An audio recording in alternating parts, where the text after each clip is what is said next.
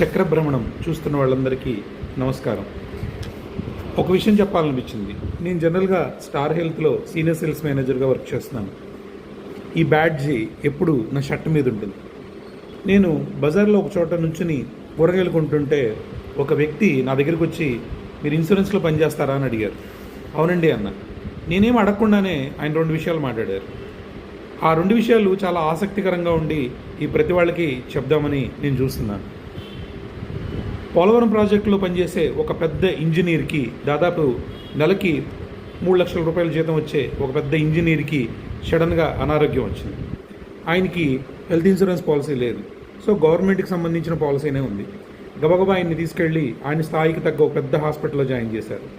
అక్కడ లక్షల్లో ఖర్చు అవుతుంటే క్రెడిట్ కార్డు ద్వారా ఒక 7 లక్షల రూపాయలు ఫ్రెండ్స్ అందరూ పోగు చేసి సుమారుగా ఒక 23 లక్షలు 24 లక్షల రూపాయలు పోగు చేసి ఇచ్చారట.